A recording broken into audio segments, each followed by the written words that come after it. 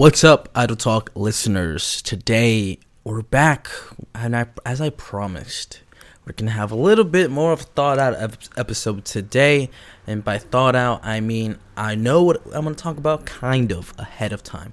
I kind of got a little outline running in my brain right now, but we're at the computer. We're at our desk right now. We're just chilling. Our usual studio is back there, vibing. We'll pull that out for a later time. But as I'm recording this, it's Thursday. A couple days before Tuesday. But a little housekeeping going on. I'm wearing some merch, something worthwhile by this small independent artist called Tess. Good alternative rock kind of vibe to her. I hope that her is appropriate to use. I haven't really checked the pronouns, but I'm pretty sure it's okay. I'm kind of sure, but it's just something different to vibe to, something that I don't really listen to, but it's good to venture out the things that you usually listen to, and accept new vibrations in that way when it comes to consuming music. So a little shout out to you, Tess, there. So that out of the way, let's talk about, am I crazy? Because there's a lot of different things that can go into that question. But I set my alarms this way. I think I've briefly touched upon it, but I kind of really want to go in and further explain myself with this scenario. So I would wake up. If I got to be out by a certain time, I have to set at least 4 or 5 alarms beforehand, just to kind of maybe reward myself in thinking that I have more sleep than I usually do. And I don't know why I do that, right? I can't explain to you why that happens or why I do it. I just feel like it rewards me in a way of doing that. I get to reward myself with that little kind of break that happens there. And I feel like I am well rested throughout the day when I do that, as opposed to just waking up straight up at a certain time and then going on my day. I don't know why that happens. I still feel like I'm tired throughout the day, no matter how much sleep I get. It's just one of those things that I feel like a lot can get accomplished in that amount of time that I'm awake. And I'm not too sure how to handle that yet. But as we move along, as we go, I just find myself more comfortable in that kind of little bit of a chaotic start to the morning. I don't think it negatively impacts me, but I'll have to get some professional help, I guess, in learning why I do that and do it the way I do. I don't think I'm crazy. Other people call me crazy because of how I set that alarm structure, but I personally believe that it works for me. And so if it works for me, mind your business. Mind the business that pays you. But we haven't had, I want to say, any I haven't reached out to any musicians yet of getting their music on the podcast. So that's something I'm going to do this week as we post the podcast episode, as I go through my emails. I do want to kind of spread the idea of new music to other people, and explore my, unventured musical horizons. I want to kind of expand on that, and definitely just pay attention to a lot of smaller, newer artists. I feel like there's nothing better than finding an artist in their growth stage and then seeing them explode and pop off onto the scene. So I feel fortunate enough to where I have discovered Jessie Reyez very early, and then kind of forgot about her, and then I saw her on Eminem's album, and I was like, oh snap, that's that girl from fucking Canada that's been popping off, that's been she's got hits, and it's interesting seeing them explode in that way. And I kind of want to start doing that more often and appreciating the artist in their younger stages of stardom, as opposed to kind of hopping on when they're a household name. And I don't want to sound kind of like I'm too good to listen to music that's very popular, that I want it to be, that I want to listen to it before it's popular. No, I just think that it'll help like the chances of people getting to know new artists if I venture out and try some for my own. And if I like it, I'll talk about it, and if I don't like it, I won't talk about it at all, because I don't need to be talking negatively about things that I don't like. I can just keep my mouth shut, and it benefits both parties in that way. Spread more positivity for the things you do enjoy, and anything that negatively impacts you, just accept it and move on. Right? That's what it is. It's as simple as that, really. And I hope that it helps drive the new format that I kind of want to do with the podcast. We'll keep going as we've always gone.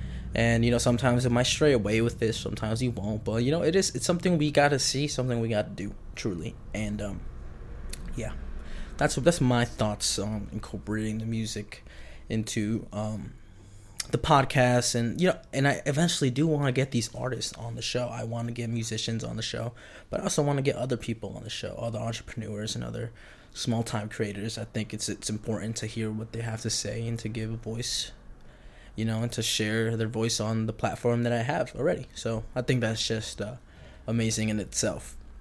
Also, TikTok. I haven't been on TikTok. I haven't been active on there for a while because some clips were muted and taken down. And I heard that it takes a couple months before the algorithm suits you as like acceptable to promote and post. So I did participate in the trend where you post your most viral clip and it went viral again. It was the sound, like how loud do you keep your TV volume? And so after that, I didn't really post. But I'm going to start posting again. I think I've given the algorithm enough time to be like, I'm sorry, like, please forgive me. So TikTok viewers who watch the clips, just know we got a Discord. Links in the IG bio. I got to refresh it because, the invite's going to expire by the time you listen to this episode. But Discord, Reddit are in the Instagram bio. I hope you go check it out. And I hope you participate, because I know my TikTok viewers who watch the clips are more active on the podcast than, Instagram and other platforms. But also, I want to talk to the people that are interested in the show. And I want to, bounce ideas off, get some feedback, talk about random nonsense, quote unquote nonsense with you guys. But that's something I'm thinking of doing. Not thinking of doing, I'm gonna do it. I'm gonna post this clip up for sure. But for sure, please join the Discord and the Reddit. I would love to get connected with the people that enjoyed the clips so far, and maybe you guys will give me some ideas, because I would be eternally grateful for a ton of ideas, because it's hard to kind of figure things out. I don't mean, I think especially because like if I think of something, I'll start podcasting by myself. Like if I'm in the car driving somewhere, I think of an idea and I'll start going on. Like I want to say a podcast every day, a lot. Like I sit there and I talk to myself and I'm thinking to myself, fuck, this is such a good idea. I should have not like talked about it, because then it doesn't give the same impact or depth that I would usually want it to be in front of the microphone. So, I tend to podcast about random shit all the time. Like I don't do it with other people in the car, but if I'm by myself, like if there was like a like fly on the wall kind of scenario, like it's actually interesting how much I podcast about it.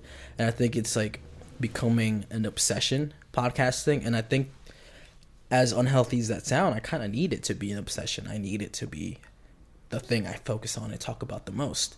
I need it to be an unhealthy obsession, as I think it was before. I'm now realizing that it's currently becoming an unhealthy obsession, and I use unhealthy a lot because I think that's what society dictates it as an unhealthy obsession. But if I really want to grow the podcast and I really want to connect with the people that I want to connect to, I have to have my fucking full 100% effort into it, balls to the wall. Like there can't be ifs, ands, buts about it. I got to be putting my head down, putting out podcasts, reaching out to people, reaching out to different communities, and getting different people on the platform.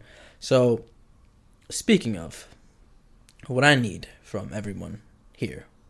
So this year, Spotify is going to be introducing a rating system for podcasts. So once that goes live, I will tell you.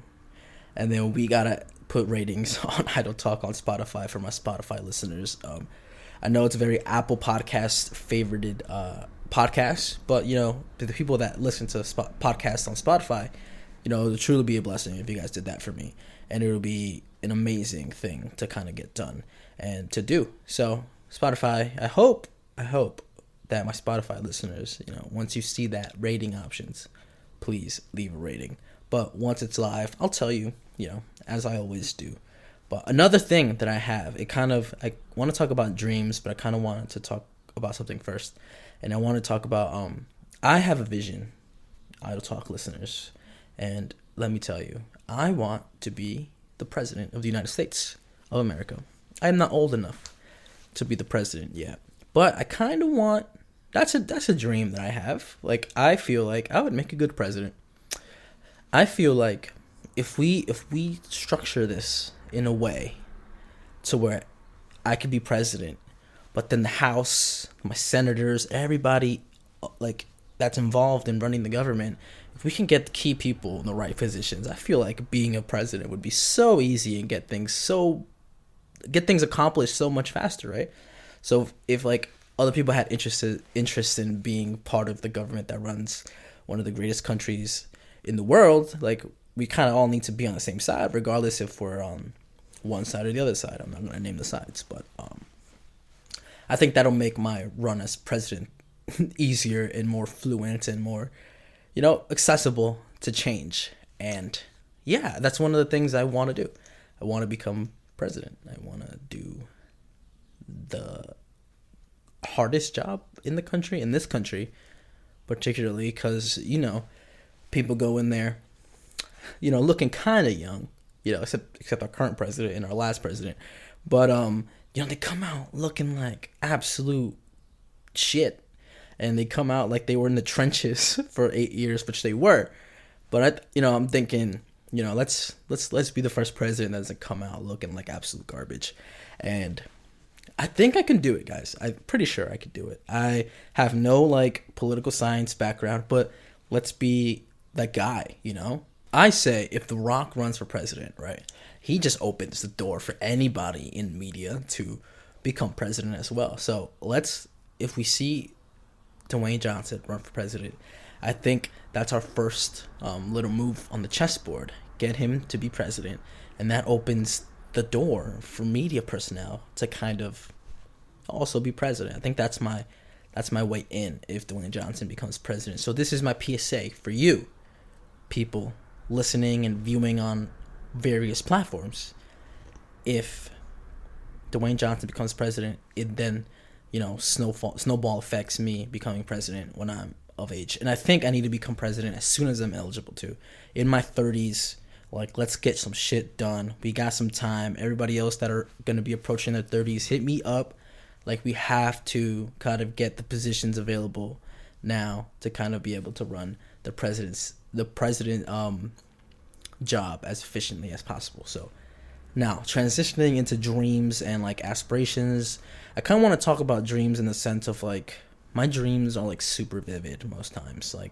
I don't know about you, but whenever I dream, and I don't dream often, right? People say you dream every day, but I don't remember those dreams. I don't wake up and if I tried to write them down, I'll remember some shit. But when I do dream, it's like a movie. It's like that meme about dreams where it's GTA in Bikini Bottom with Star Wars and Harry Potter. On that kind of level, I dream in those ways. So the one dream I remember was the last one I had, and I was a dad. I was a father to a little girl who didn't know she was half demon and half a normal human girl. And the challenges of trying to raise a daughter, knowing those things about her, was just really hard for me in my dream. I was I have to homeschool her. I can't really let her out the house. I can't give her the normal interaction she would have as a human girl, because of this one side of her that she doesn't necessarily understand yet and doesn't necessarily have control of. And that was very interesting to me because I woke up and I was explaining my dream to one of my housemates, and I was like, yeah, I mean, we finally got to the point in my dream where I was able to like, okay, let's put you in public school. Let's see what happens, right? And then something triggered her in school, and then she demon timed the school, and then we had to move to like fucking Utah. And I don't know why Utah was an important part of my dream. I've been to Utah, sure, but it was like we were in Utah and we had a nice house, and like it was more like a farmer's kind of life after that, at that point. And small community, everybody knows everyone, but it was just such an interesting thing to be like, wow, we really had to move from a city to Utah. And I was quite enjoying Utah a lot more than I was living in that city that I was in. I didn't know which city it was. It didn't give me any indication of where I was, but where I ended up in was Utah. And I don't know how to kind of like process and go from there. Like I've never had like a part 2 to that dream. Normally if I go back to sleep, I continue the dream and pick up right where I left off. But I went back to sleep and it just ended there. I don't remember anything past that. But I remember specifically kind of trying to deal with the fact that I was talking to a little girl who had, something different about her, right? For layman's terms. And I just could not get to her and could not explain to her why things had to be a certain way. And no matter how hard I tried to communicate with her, no matter how hard I tried to explain it, I could not fully understand the magnitude of this situation, because I was a normal human adult. I was a normal human boy, right? And I don't know. It just gets me thinking sometimes. It's like, wow, I can't truly understand a situation because of my own personal being, how I am. I can't fully understand one side of an argument because it's not either it's not affecting me, or B, I don't meet the criteria to be affected by whatever that other party is going through. And I don't know, that just I don't want to say messed me, but it's something that pops in my head every once in a while. I'm like, okay, cool, how do we do that? So, and some aspirations, I'm kind of learning how to write things down and speak them out, and be able to sort of put that positive energy out there so that it helps create these opportunities that I talk about and these opportunities that I want to occur. And so I'm looking at 2022 is, how do I set the goals that I did and how do I achieve them either faster and more efficiently and have them be more impactful, right? So I have the old IdleTalk goals in front of me, and I made these before our first episode even went live. So before we even started filming the IdleTalk episodes, or the practice episodes at the beginning, before our first episode on January 1st of 2020. So I wrote down 3 goals. This is literally all the goals that I have right here. Just 3 on a sticky note. And I wrote them on a sticky note and I attached them to my notebook because I wanted to be able to switch them out and change these goals, as often as I need to. So the first one was reach 100 Instagram followers, right? We're at 87, been hard stuck there. So I have to assess and address the situation on how to kind of, increase our Instagram foothold, right? And that's something we got to work on, obviously. But 87 is 87% of the task complete. So let's look at that instead of the 13 that we didn't complete. But the second goal was reach 100 TikTok followers, which I thought was going to be the hardest goal out of all 3. Here's why. I did not expect things to go the way they did. We had a viral clip on TikTok, not once, but twice. And that helped an influx of followers come in and discover the page and think that, hey, I might like this in the future. And so after that viral clip, we thought, oh, yeah, we were still at that time. We thought, hey, let's keep the momentum up. Let's keep doing things. But we didn't necessarily understand why they liked what they liked. It wasn't necessarily the people in the clip. It wasn't necessarily how it was brought upon. It was more like that it was something people talk about and something people related to on a deeper level, is deciding what is too loud for your TV volume, and explaining in the clip that how my sister does TV volume and how I do it, and how at the time Fabian was the other participant in the clip and how he does it, and it just got the discussion going. It got the juices flowing for people to be like, hey, this is how I do it. And a lot of people tended to agree on the lower volume being the correct amount of TV volume. And so I just think it was just interesting being able to talk about that with people in the comments. Like, let's say we had 200 comments. In reality, we had 400 comments, because I was sitting there and I was talking to my co-host and I was like, we need to be replying to these comments. Like, this is going to help people feel connected to the podcast. And by simply replying to people, I've noticed at the moment that when I replied to somebody and had a meaningful conversation with them, quote unquote meaningful, they tended to hit the follow button immediately after. They're like, this person talked to me, and so I'm going to follow them. And so, as TikTok grows as a platform, because it's still in its early stages, I believe, I think it's heading into its medium stages, where I think it's like it's establishing itself. It's still it's still showing us new rules and community guidelines. So that goes into the algorithm as well, of like, hey, it takes a couple months for you to go back on the robot's good side. But that's what I think it's like truly important. Like, that's what I took from our viral clips on TikTok. And the last one was reach 1,000 plays on our podcast. And now I think this one's a little bit cheating, but in reality, we didn't release a podcast every week of the year last year. I think out of the 52 weeks, we might have dropped 42 or 43 podcast episodes. So you do the math. I just wanted a minimum of 1,000 plays on the podcast. And a lot of the podcast, the numbers were skewed. Like, we had very little listening to a particular episode versus a lot of people listening to another episode. So all in all, we hit that margin by a long shot. And so now it's, how do I take what I learned with the podcast episodes and kind of create the same thing that people like to listen to. And a big challenge in that is understanding what people want to listen to versus what I want to talk about, versus a healthy balance, because I don't necessarily want to talk about certain things, right? I want to talk about what I want to talk about, but then people aren't going to listen necessarily to everything that I want to talk about. So it's a healthy balance that needs to be struck, and one that just kind of needs to, be worked on and be tweaked every single week. It's not something that I can just set at the beginning of the year and be like, boom, this is the formula. It's going to work for 52 weeks. And no, that's not the case. Like, we literally got back to recording. I keep saying we, but I should be saying but I'll say we because I want to incorporate every one of you here. We got back on the 10th, dropped on the 11th, and then that was like, the second week of January? We missed 2 weeks of January, and then what does that mean? Like, again, we're not going to have 52 episodes this year. We could. I won't lie to you. We could have 52 episodes this year to average out a podcast a week. But am I going to do that? No.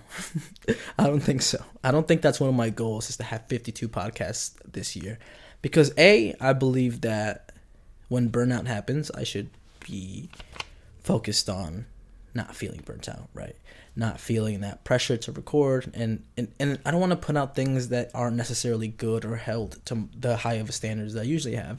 And I'm not saying every podcast is a banger, sure, and I kind of have to self-reflect and think about that, really. Like, am I okay with missing a week or two whenever I don't think the podcast is good enough to be put out? I really need to do that behind closed doors and really evaluate the state of some of the episodes of the podcast. But I wouldn't delete any episodes, if I'm being honest with you, especially the ones where we went solo for a long time. I wouldn't delete those at all, because that's a crucial piece of IdleTalk history there. The podcast went to a solo podcast instead of a duo, and it really shows the extent that I love this podcast, because when the podcast went solo, I could have easily said, that's it, close the doors, we're done, IdleTalk is dead, we wasted X amount of money on it, it is what it is. And truly, I wanted to keep going. I still do want to keep going, and that's maybe like an unwritten goal that I should have here, is like the willpower of the podcast and doing the podcast and keeping it alive. And being truly passionate about this project, because this project came about from another project that I wanted to do. I wanted all my friends on the show. I wanted everybody to have a mic, and I wanted to kind of have like a group chat kind of vibe to a podcast. Like, I want you guys to feel like you were part of this friend group. And then that went down to 2, and then eventually went down to 1, which I think I want to bring back to 2 some way, shape, or form. I might have to have my original idea, having that group chat vibe. I might have to revolve people in as a second host, but I do like having to talk with another person and getting to know another person, and necessarily getting to pick somebody's brain about a topic they're truly passionate about. Like, I have some people lined up already for this year. I just need to set a firm date, and I'm putting that out there, right? The people that I've talked to about being on the show, I'm putting this out there that I will get a firm date, I will get a firm location, and I will podcast my ass off with you. And I'm trying to get one shoot day when I'm back in New York for a brief period, and just be like, all right, let's shoot this thing. Let's get in there and let's do it. And I think this is where I'm gonna end the show. We've talked quite a bit, and as an enjoyment, as a treat to the listeners, if you stuck this far, I have some bonus content at the end of this episode. I know we haven't done it in a while, since like the first 7 episodes where we put in bloopers or things like that at the end, but enjoy these moments of me drinking NyQuil and then deciding, hey, let me talk into a microphone and see what happens. I'm not drinking NyQuil recreationally. I was drinking it at the time to get over like a little cold that I was having, and like, again, we're not sure if it's COVID. Gonna get tested 100%, but it's just thoughts, like idle thoughts that I had while I was like getting ready to go to bed, and I was like, you know what? Let's talk idle talk. So I hope you enjoy that. I'm Fernando, and I'll see you next week. Peace. Welcome to a bonus clip of Idle Talk. Right now, I'm standing. I should probably sit down.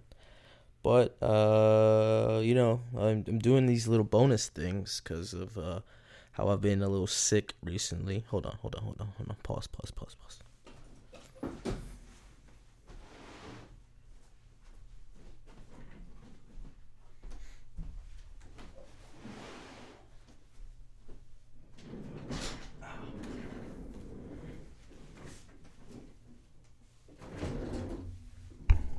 I might leave that in there. But, yeah, like my eyes are like closed right now. I'm about to go to sleep. But, today, what did I do today? I blocked Machine Gun Kelly on Twitter because I was on Twitter while I was playing Rainbow Six Siege with the boys, as we usually do. And I was like, hey, Machine Gun Kelly and Megan Fox got married. They got engaged, And